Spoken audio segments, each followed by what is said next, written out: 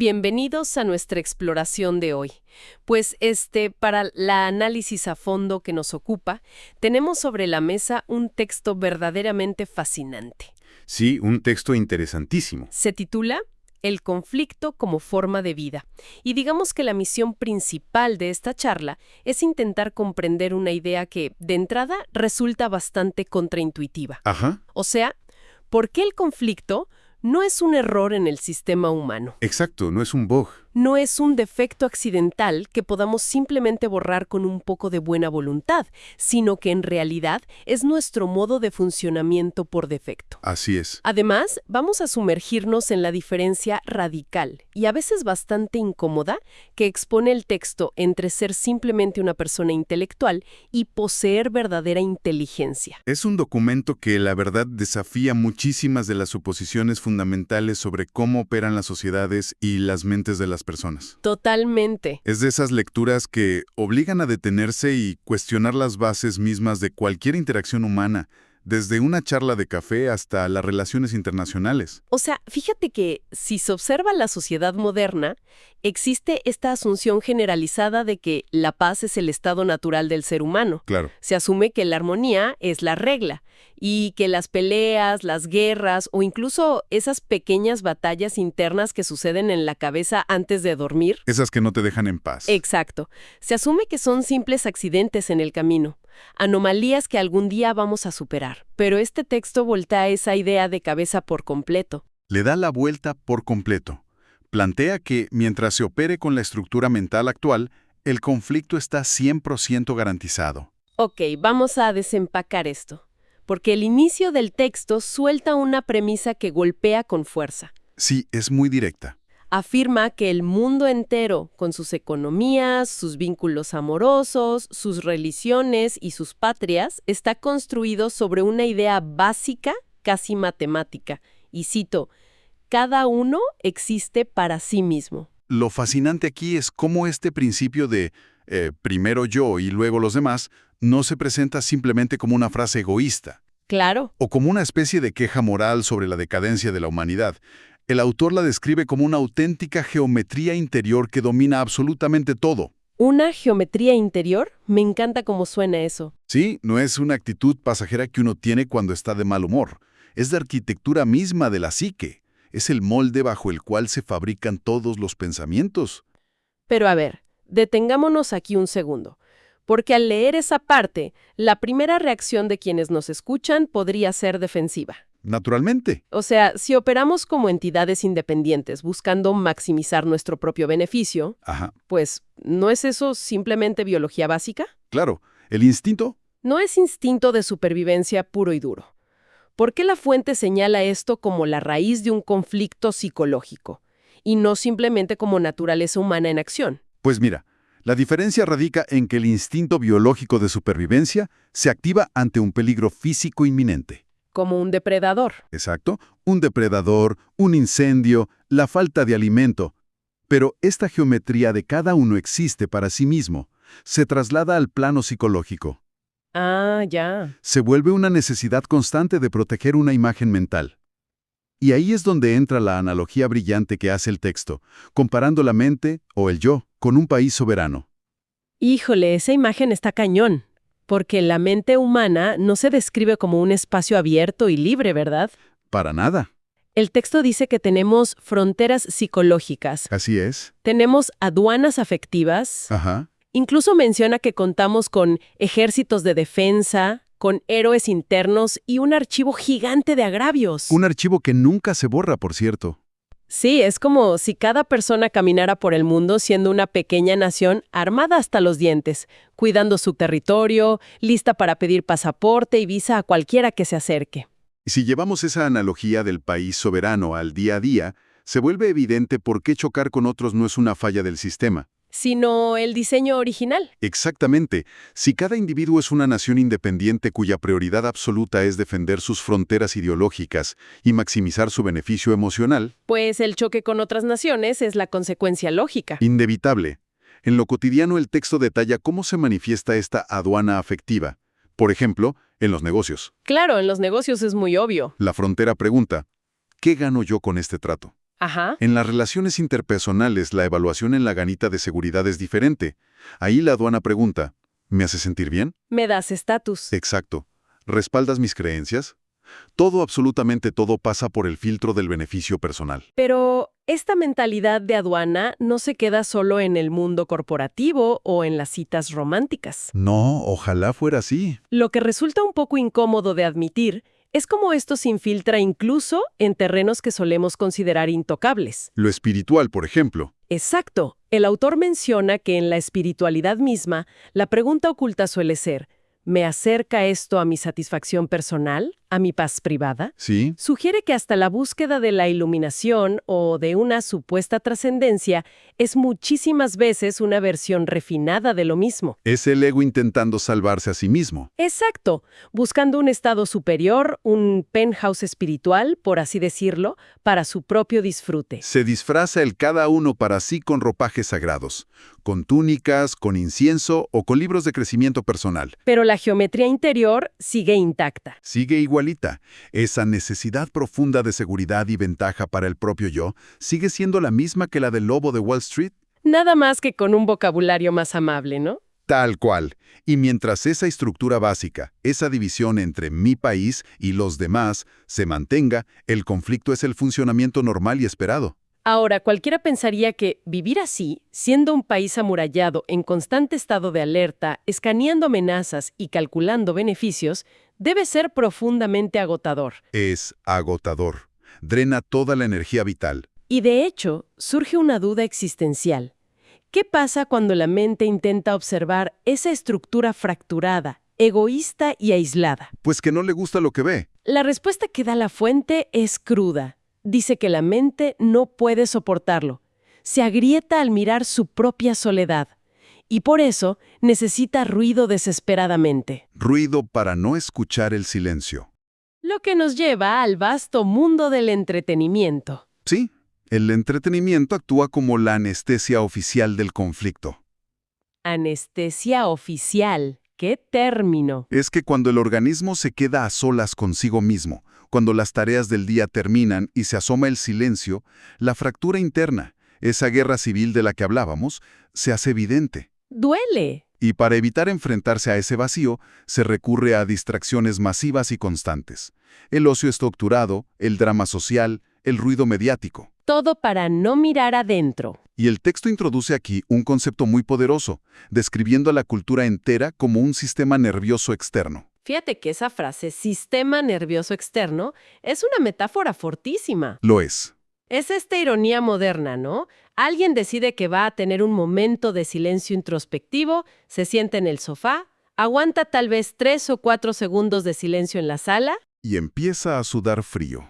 Inmediatamente siente una ansiedad inmanejable. Sí, saca el celular y empieza a hacer doom scrolling, deslizando la pantalla para ver videos de gatitos, luego un debate político lleno de gritos. Luego alguien cocinando un pastel de 3 pisos. Cualquier cosa, absolutamente cualquier estímulo es mejor que escuchar lo que hay en el silencio. El aparataje cultural sirve a este propósito fundamental: rellenar el vacío a toda costa. Y el análisis profundo de esta dinámica de evasión lleva a lo que el autor llama una esclavitud suave. Esclavitud suave. Porque no se necesita una dictadura visible, opresiva, con policías en las calles y censura oficial, cuando la mente de las personas está ocupada 24 horas al día. Los 7 días de la semana. Consumiendo estímulos, opinando furiosamente, reaccionando a controversias fabricadas y comentando la vida de los demás. Claro. Esa sobreocupación mental voluntaria garantiza que nunca, jamás, haya espacio ni energía para hacerse una pregunta verdaderamente seria sobre la propia existencia. Ni un segundo. Incluso aborda cómo lo que etiquetamos como sagrado puede ser absorbido por esta dinámica anestésica. Sí, las religiones organizadas, por ejemplo. Las ceremonias mecánicas, los discursos repetidos domingo a domingo o los cantos tradicionales, si carecen de un contacto real con lo que el texto denomina el territorio, se convierten simplemente en otra forma de espectáculo. En mero entretenimiento dominical. Otra rama del entretenimiento para pasar el rato los fines de semana. Y para explicar quién o qué es el director de orquesta de todo este espectáculo evasivo, el texto utiliza una figura central increíble: el ventríloco. El famoso ventríloco. Representa esa voz ilusoria en la mente, el comentarista interno que nunca, nunca se calla. Siempre tiene algo que opinar. Es esa voz que narra la vida en lugar de permitir que el organismo la viva. Sí. El organismo humano en su naturaleza esencial y biológica pide lucidez, pide contacto directo con la realidad. Pero el ventríloco, para no perder su trabajo, le arroja estímulos y opiniones constantes. Lo mantiene distraído. Mientras el ventríloco tenga el micrófono y la pantalla encendida, el conflicto está garantizado, porque la atención está secuestrada por la ilusión, por el guión del títere, y no por la realidad cruda del momento presente. Aquí es donde se pone realmente interesante. A ver, Porque para entender cómo opera este ventríloco y por qué le damos tanto poder, el texto traza una línea divisoria clarísima. casi violenta. Sí, entre lo que es el intelecto y lo que es la verdadera inteligencia. Que no son lo mismo. Normalmente, en el mundo cotidiano, usamos ambas palabras como si fueran sinónimos. Totalmente. Si alguien tiene 3 maestrías, habla 4 idiomas o memoriza bases de datos enteras, la sociedad aplaude y dice que es una persona sumamente inteligente. Un genio. Pero el autor destroza esa equivalencia sin piedad.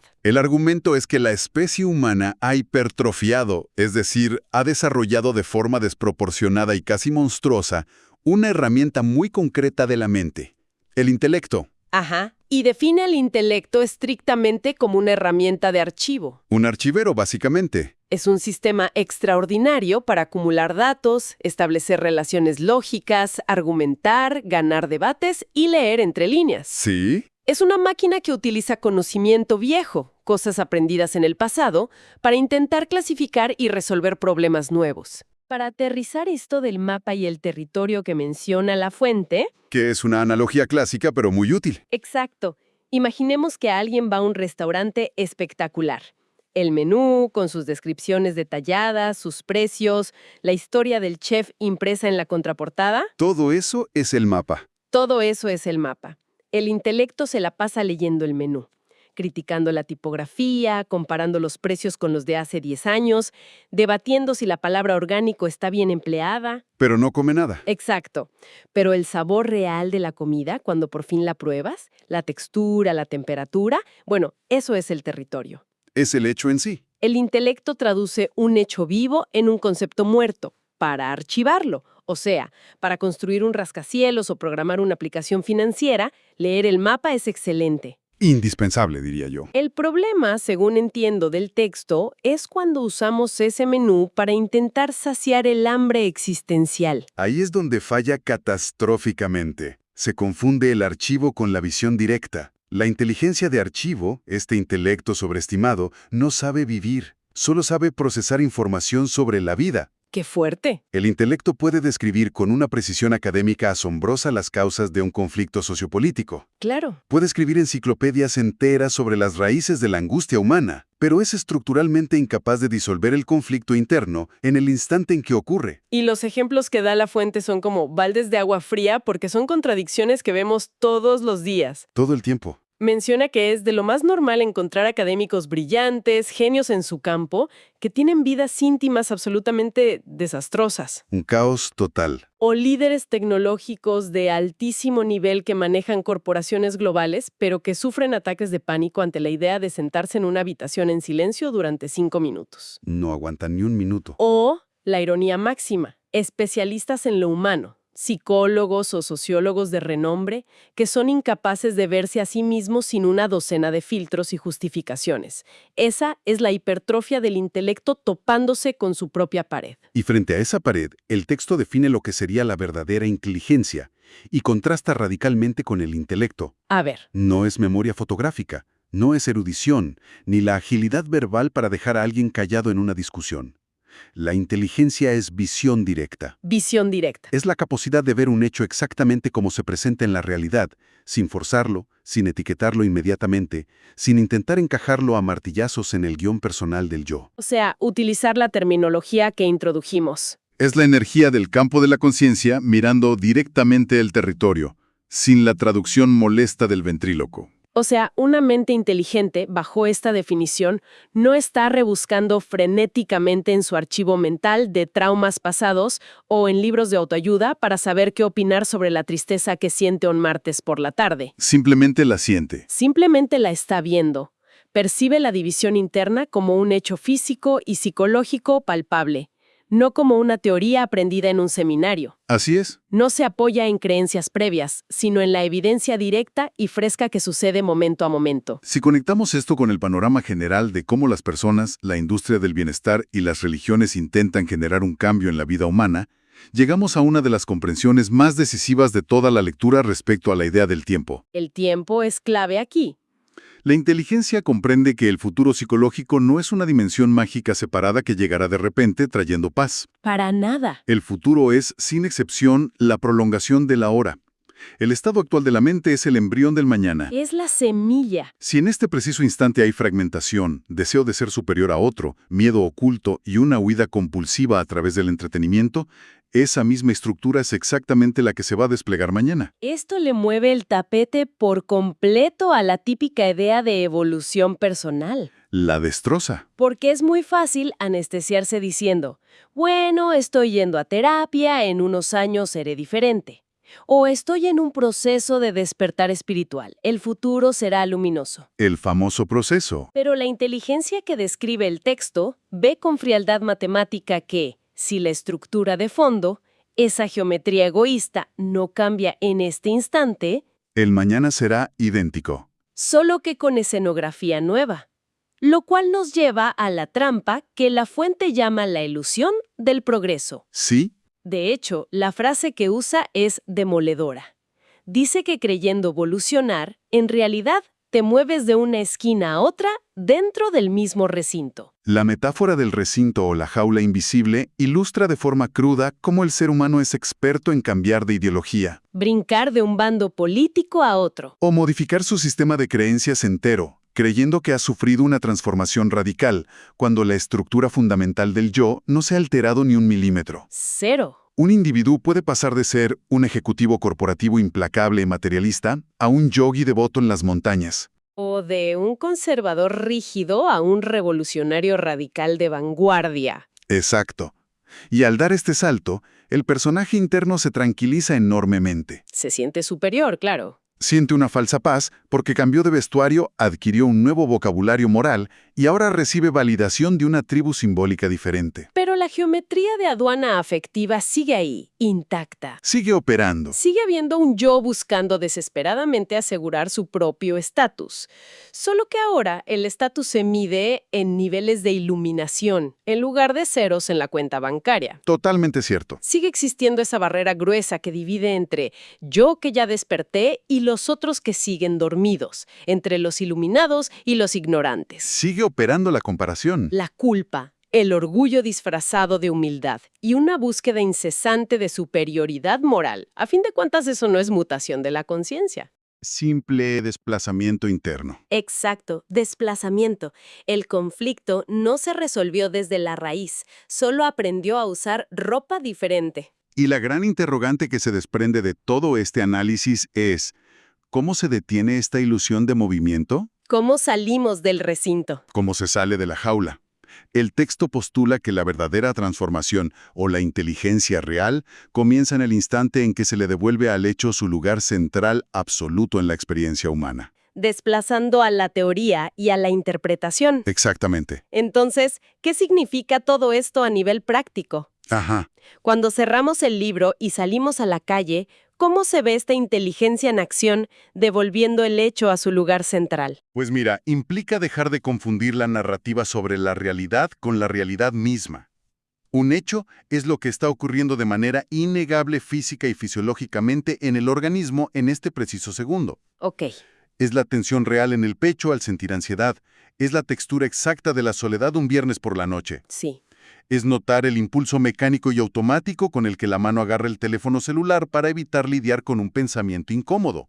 Eso es un hecho puro. Y es vital marcar el contraste, porque ¿qué no es un hecho? Las historias que nos contamos. Las opiniones kilométricas sobre ese miedo. Las explicaciones que le damos a nuestros amigos sobre por qué tenemos derecho a estar enojados. Las elaboradísimas teorías psicoanalíticas de que sufrimos ansiedad por algo que pasó en la infancia. Como lo resumen magistralmente La Fuente. El ventríloco vive de ideas. El organismo vive de hechos. El conflicto interno, esa fricción constante, empieza a morir de inanición cuando la atención abandona la sección de comentarios del ventríloco y aterriza, sin filtros, en el acontecimiento mismo. En la sensación pura y dura. Y este aterrizaje en la realidad requiere lo que el autor denomina, con mucha precisión, la seriedad de la vida. La seriedad de la vida. Y advierte inmediatamente que tomarse la vida en serio no significa bajo ninguna circunstancia adoptar una pose solemne. Andar de traje todo el día o algo así. No, ni carecer de sentido del humor o volverse una persona rígida y amargada. Tomarse la vida en serio es una decisión de higiene mental radical. Es dejar de jugar de manera frívola con los mecanismos que nos destruyen. Claro, seriedad significa dejar de usar el conflicto interno como material de anécdota en las fiestas. Ajá. O como justificación para nuestra personalidad. Es no usar las teorías espirituales o filosóficas como un escudo para posponer el encuentro con lo que uno es realmente. Sí, ¿cuántas veces vemos que la autoobservación, el mindfulness o el psicoanálisis se convierten en un simple pasatiempo? En un hobby intelectual para sonar más profundo en las conversaciones. Mientras el ventríloco siga usando el crecimiento personal como juguete, sigue estando al mando de la nación. Sigue siendo el presidente del país soberano. Tal cual. Y esto plantea una pregunta importante y desafiante para cualquiera que esté asimilando este nivel de análisis. ¿Qué significa realmente vivir en paz? Esa es la pregunta del millón. Porque el texto es enfático y hasta rudo al destruir la noción idílica, comercial y casi de cuento de hadas de la paz. Esta idea de la paloma blanca. Si vivir en paz no es caminar sobre nubes, no es un estado alterado de beatitud constante color de rosa, no significa que de pronto los problemas económicos desaparezcan. Ojalá, pero no. Ni que las personas dejen de ser difíciles, ni implica volverse inmune al dolor físico o emocional. Sino que vivir en paz, bajo esta óptica, es algo muchísimo más crudo, real y alcanzable. Es la ausencia de fricción. Es la ausencia absoluta de fricción interna y necesaria. Es experimentar el dolor cuando hay dolor. Sin añadirle la lucha. Exacto, sin añadirle la lucha psicológica de esto no debería estar pasando o por qué siempre me pasa a mí. Sí. Es dejar de vivir con la mente fracturada entre lo que es en la realidad y lo que el ego exige que debería ser. Consiste en desmantelar las aduanas afectivas. Dejar de utilizar a las demás personas como simples peones o extensiones de nuestro conflicto. Y negarse a convertir la existencia diaria en un campo de batalla entre imágenes mentales. Entonces, a manera de conclusión, a lo que nos empuja el texto es fascinante y al mismo tiempo muy ambivalente. Sí, tiene esas dos caras. A nivel macro, como fenómeno de enjambre social global, la arquitectura del egoísta país soberano sugiere que el conflicto humano, las guerras y las divisiones muy probablemente continuarán. Es la inercia del sistema. Pero la historia es radicalmente distinta a nivel individual. En un organismo concreto, en una sola mente humana, el conflicto sí puede dejar de ser la forma de vida por defecto. Pero el peaje para lograrlo es alto. Requiere una lucidez extrema, una inteligencia que no te va a dar un título universitario, que no brilla en redes sociales y que no busca aplausos. Es la capacidad silenciosa de ver. Ver sin ninguna excusa cómo la propia mente es la fábrica del conflicto. Del punto de inflexión, ese quiebre hacia la claridad se describe como algo profundamente silencioso, sin fanfarrias. Pasa casi desapercibido. Ocurre exactamente el día o el milisegundo en que una persona le deja de pedir a la pantalla del celular que le sirva como salvavidas existencial. Ajá. Ocurre cuando se deja de exigirle al pobre intelecto que opere transformaciones para las que estructuralmente no está diseñado. Y fundamentalmente cuando se deja de tener la esperanza de que el propio ego, el fabricante de fronteras, sea capaz de entregar una paz que su propia existencia dividida destruye. Es ahí cuando el conflicto se queda literalmente sin gasolina. Estoy convencido de que sí. Y de hecho, si consideramos que el intelecto es solo un archivo gigante del pasado, diseñado siempre para comparar, juzgar y etiquetar, surge un experimento mental casi definitivo. A ver, cuéntanos. ¿Qué pasaría si La próxima vez que emerja una emoción dolorosa, intensa o incómoda. Digamos, un ataque de celos o una tristeza profunda. Sí, algo fuerte. ¿Qué pasaría si el organismo se negara rotundamente a etiquetarla? ¡Wow! Ni una sola palabra interna. Cero justificaciones sobre quién tiene la culpa. Solo observar la sensación física quemando en el pecho o en la garganta. Sentir por sentir.